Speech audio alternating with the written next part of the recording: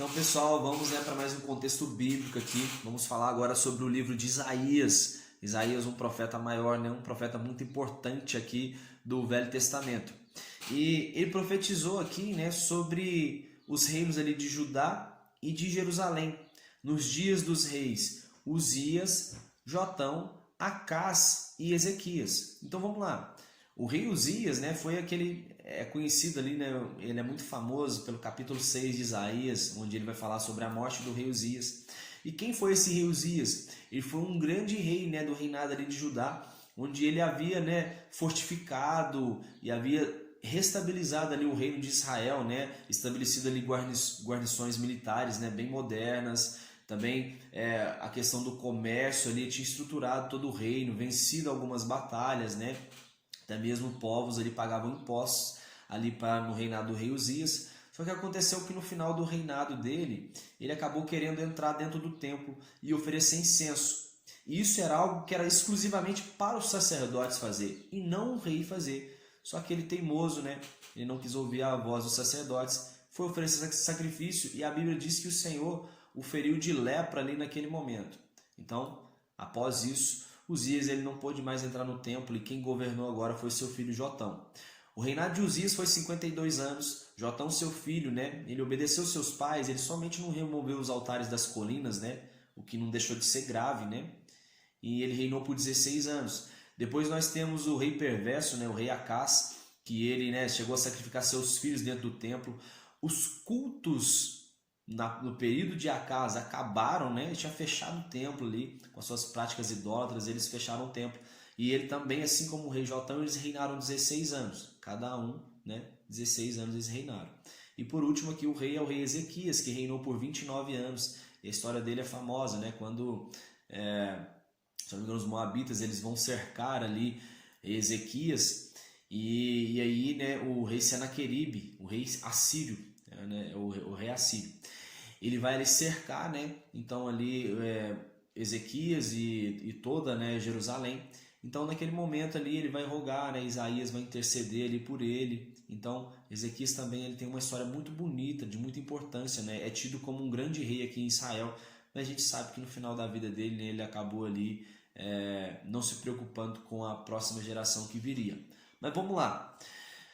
Começa o livro dizendo assim, olha, e vai dizer que o Senhor vai usar Isaías para ele poder pregar. E ele vai começar dizendo: criei filhos e os fiz desenvolver, todavia eles se revoltaram contra a minha pessoa. Ele diz assim que o povo sabe onde buscar a Deus, mas eles não estavam buscando. Então percebam aqui, né, essa exortação ali de Isaías dizendo ao povo, né, que eles, tipo assim, estavam simplesmente esquecendo de Deus. E vai dizer: desde a planta dos pés até o alto da cabeça, não existe nada são, somente machucaduras, vergões e ferimentos sangrando, que não foram limpos e atados, tão poucos tratados com azeite. O Senhor vai dizer: olha, eu não importo com o sacrifício que vocês fazem, em número de sacrifícios, porque isso tudo tá vindo às minhas narinas, isso não está cheirando bem não. Porque assim, eu não suporto mais as suas reuniões e as suas assembleias, né? As festas fixas que vocês fazem, que o próprio Deus tinha estabelecido, né? Como a festa dos tabernáculos, a festa das semanas, a Páscoa. Eles estavam comemorando, achando que estava tudo normal. Só que Israel ele estava imerso ali, né? Melhor, o reino de Judá, os dois reinos, tanto Judá como Israel. Eles estavam imersos ali na idolatria e esquecendo o Senhor. Essa questão dos altares idólatras mesmo era uma questão porque eles não iam até o templo onde Salomão tinha construído para os sacerdotes sacrificarem. Eles mesmos, né, os reis fizeram esses altares nas colinas porque isso agradava o povo. O povo, né, ficava no seu comodismo, não precisava deslocar das suas cidades para ir até Jerusalém sacrificar, e eles mesmos sacrificavam ali nas colinas. Então era uma facilidade que eles estavam fazendo. E eles adoravam essas práticas, né? E infelizmente o povo adorava fazer isso e os líderes adoravam agradar o povo e não queriam agradar a Deus. Então por isso, né, toda essa Deus levantando vários profetas para poder dizer para o povo: olha, isso que vocês estão fazendo está errado, vocês estão no caminho errado. E continua: ainda que os seus pecados sejam como escarlate, Deus agora chamando eles por arrependimento. eles se tornarão alvos como a neve. Se quiseres e me ouvires, comereis o melhor dessa terra. Preste bem atenção, esse versículo é muito falado aqui em Isaías. Se quiseres e me ouvires, comereis o melhor desta terra. Mas preste atenção no versículo seguinte. Se recusares e fores rebeldes, sereis devorados à espada. Ou seja, Deus sempre chama ali para o arrependimento, mas se você não vier, né, vai ter uma própria condenação. E não porque Deus quer te punir. É porque se a gente não obedece a Deus, a gente escolhe caminhos errados. Vai continuar dizendo, exortando o povo. A cidade fiel ela se tornou uma prostituta. Sião está cheia de assassinos. Todos os seus líderes amam subornos, estão sempre em busca de bens materiais. Não defendem os órfãos e as viúvas e os estrangeiros, que Deus cansou de dizer que a verdadeira religião é fazer isso, cuidar dos órfãos, dos estrangeiros e das viúvas. Sabe, se preocupar com pobres, pessoas necessitadas mesmo. Então eles estavam esquecendo disso. Deus agora vai usar Isaías dizendo ele assim, falando sobre a visão acerca, né, do futuro de Judá e Jerusalém. E vai dizer, nos últimos dias, o monte do templo do Senhor será estabelecido como principal. Todas as nações correrão para ele. De Jerusalém virá a palavra de Yahvé, e ele resolverá as contendas de muitos povos. Então aqui nós podemos ver Isaías falando de algo provavelmente futuro, né? É normal estudar o livro de Apocalipse, né, que é a revelação, final dos tempos, relacionado com Isaías também. E essa aqui é uma passagem que vai dizer, o título dessa passagem vai dizer, olha, a glória futura do povo de Deus. Então isso aqui não é um evento, né, dessas duas casas do Senhor, que é a casa de Judá e Jerusalém, mas um evento que ainda vai acontecer. Por isso que Isaías é tido como um profeta grande, um profeta maior, porque ele prevê não somente ali, né, as previsões, as visões, as profecias dele não são somente ali para o tempo dele, mas para tempos bem futuros ainda, coisa que ainda nem aconteceu. Pronto. A casa de Jacó vai se encheu de superstição adquirida dos povos pagãos.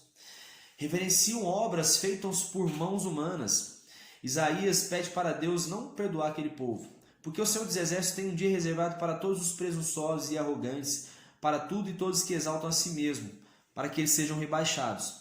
Naquele dia muitos se esconderão em buracos e em cavernas. Sendo assim, Isaías diz, eu deixei de acreditar no ser humano, cuja vida não passa de um sopro. Afinal, para que serve o homem? Então, né, era o embate que Isaías estava tendo. Ele tinha a missão agora ali de, né, ser boca de Deus para falar para o povo, mas ele estava desanimado com o povo. Porque mais para frente a gente vai ver, Isaías vai dizer, o povo tem ouvido, mas não ouve. Tem olhos, mas não veem. Então ele estava cansado de pregar e o povo não ouvir. Pronto, continua. Isaías diz que breve o Senhor irá tirar as provisões de Jerusalém. Ela vai tirar o herói nacional, porque o povo estava confiando, era nos seus soldados, era no juiz, era nos anciões, né, os adivinhos, ocultistas, demais autoridades, príncipes. Então eles confiavam, era nesse povo, não confiavam em Deus. E Deus vai dizer assim, eu vou colocar governantes imaturos que vão governar esse povo. Porque eles vão ver como é que vai ser ele ser governado ali por homens. Ele vai dizer, o povo de Deus, eles estavam desencaminhando, sabe? Os líderes eles estavam pregando mentira ali para os povos. E o povo acreditava, seja profeta, seja sacerdote, líderes, anciões, estava todo mundo pregando mentiras ali para o povo. E ele vai dizer assim para as autoridades de Israel, fostes vós que pusestes fogo à vinha? O despojo tirado dos necessitados estão as vossas casas. Então com isso ele estava querendo dizer, olha, vocês estão querendo só coisas para vocês. Vocês estão agradando o povo agradar a vocês. Então vocês tomem cuidado. Deus dá sempre uma palavra bem mais dura ali, né, para os líderes. O Senhor agora ele vai direcionar a sua mensagem aqui às mulheres de Jerusalém, que elas estavam andando ali, flertando com os olhos, né? Ou seja, elas estavam, de certo modo, se prostituindo, né? E o Senhor vai dar uma mensagem muito dura aqui para elas agora, as exortando, né? Vai dizer assim que em vez de lindos penteados, né? Elas apenas teriam uma cabeça raspada, em vez de roupas finas, vestes de lamento elas iriam usar. E vai dizer também o caos que iria acontecer em Jerusalém. Vai dizer, os homens morrerão nas batalhas, a cidade se prostrará no chão em sinal de luto. Então perceba como que Deus está usando aqui Isaías para ele poder dizer, olha, ainda há chance de vocês se arrependerem. Só que como Isaías está pregando e o povo, né, ouve, tem ouvidos, mas eles não ouvem. E perceba que Nesses primeiros aqui capítulos de Isaías, é simplesmente ele dando ali condenação para o povo, porque realmente o povo não estava querendo ouvir. As mulheres, né, rogarão por casamento, e diz que comerão e vestirão por conta própria. Ou seja, as mulheres aqui de Jerusalém, perceba que ele acabou de dizer que elas estavam dando em cima do povo, né, meio que se prostituindo. Então elas vão implorar para se casarem. E elas vão dizer assim, não, a gente banca, tipo assim, banca vocês, né, maridos, para a gente poder se casar. Tipo, né, a gente vai se comer e vestir por conta própria. Ou seja, olha o desespero, olha o que estava acontecendo em Jerusalém. Perceba que a mensagem que Deus vai dar aqui, não é simplesmente porque o povo não estava fazendo nada. É porque tinha muita coisa errada aqui. Os que restarem em Jerusalém serão chamados santos, isso é, todo que estiver inscrito para viver em Jerusalém. Deus vai lavar a impureza de Sião, limpando o sangue do seu meio, né, mediante o espírito de julgamento e do espírito de fogo. Então agora aqui Isaías já começa a dizer sobre o renovo que vai ter ali em Israel, né, em Jerusalém. Porque ele começa a profetizar já a vinda de Jesus, que mesmo em meio a todo esse caos, um dia vai chegar alguém que ele vai remir, né, todo aquele povo ali, para que eles possam encontrar ali, né, o afago do Senhor. Agora ele começa a contar aqui um poema que vai dizer assim: um amigo plantou uma vinha numa fértil colina, e ao invés de dar frutas doces, deu frutas amargas. E agora ele pega esse poeminha e vai aplicar ali na vida, né, dos israelitas, vai dizer: desse mesmo modo o Senhor vai arrancar. Dessa mesma forma, Israel é comparado por dar frutos amargos. O Senhor então irá arrancar a vinha e fazer um novo pasto. A vinha é a nação de Israel, e os homens de Judá são a plantação que ele amava. O Senhor ansiava por justiça, mas houve apenas derramamento de sangue. E sangue inocente. Ai dos que se ajuntam casas e mais casas, dos que acrescentam um campo ao outro, até que não haja mais onde alguém possa erguer uma casa, e eles se tornem os senhores absolutos da terra. Ou seja, fala sobre a ganância, né? Onde você não vê a necessidade do seu irmão, mas você só quer acumular riquezas e riquezas. Isso é o que o povo estava fazendo. Muitas casas ficarão desertas. Ai dos que se embriagam pela manhã. O meu povo será levado cativo por exílio por falta de sabedoria. Os seus nobres passarão fome. Ai dos que se apegam à iniquidade, arrastando com as cordas do engano. Ai dos que são valentes para beber muito vinho e mestres em misturar bebidas fortes. Tudo isso porque os israelitas desprezavam a palavra do Senhor. Por desprezarem a palavra do Senhor, seus corpos jazem, vão ficar jogados ali no meio da rua como lixos. Porque ele começou a falar sobre o exílio. Então, né, veio a invasão ali dos assírios, depois veio dos assírios, né, no reino de Israel. Depois veio a invasão dos babilônios ali no reino de Judá. E os babilônios, né, é sobre esse reino aqui que ele está dizendo. Então, você vai ver, né, que isso é realmente o que vai acontecer, porque o rei Nabucodonosor ele veio e varreu ali Jerusalém, né, todo mundo acabou sendo morto mesmo. As ruas de Jerusalém foram banhadas de sangue. Outra coisa, Deus levanta uma bandeira como sinal de convocação a uma nação distante e assovia um povo dos confins da terra. Naquele dia rugirão contra Judá como um rugido semelhante do mar revolto. Ou seja, a Bíblia vai dizer ali em Jeremias que tipo assim, como os israelitas eles preferiram servir aos deuses estrangeiros do que a Yahvé, da mesma forma, Yahvé, Deus, vai servir a estrangeiros ao invés de servir ao povo de Israel. Então aqui está dizendo essa mesma coisa, que um povo ia vir distante e ia acabar ali com o povo de Israel, né? Como foram aí os babilônios. É isso que ele está dizendo. E agora vem um capítulo grande famoso, né? Capítulo 6, que vai dizer: no ano, né, da morte do rei Uzias, eu vi o Senhor assentado no alto e sublime trono, as orlas do seu manto preenchiam todo o templo, e havia os serafins que estavam acima deles, e eles clamavam uns aos outros. Os próprios serafins chamavam uns aos outros, dizendo: Santo, Santo, Santo é o Senhor dos exércitos, e toda a terra está cheia da tua glória. Então naquele momento ali, Isaías ele vai dizer: olha, ai de mim porque eu sou pecador, ai de mim, eu não mereço salvação. Então naquele momento ali, ele vai dizer assim: olha, eu sou um homem de lábios impuros e eu vivo num povo de impuros lábios. E naquele momento ele viu um anjo que ele voou até o altar, ele pegou uma tenaz e tocou os lábios de Isaías, porque Isaías havia dito que os lábios deles eram impuros. Então naquele momento o anjo diz, vê, isso aqui tocou os teus lábios. Então agora todos os seus pecados e as suas iniquidades foram totalmente perdoados. E o Eterno, o Senhor, vai perguntar para Isaías, Isaías, a quem eu enviarei? Isaías vai dizer, envia-me a mim, Senhor. Então Deus vai dizer para Isaías dizer ao povo que eles ouvem, mas não compreendem. Em seguida ele pede para embotar o coração do povo para que não vejam, nem ouçam, nem entendam com o coração.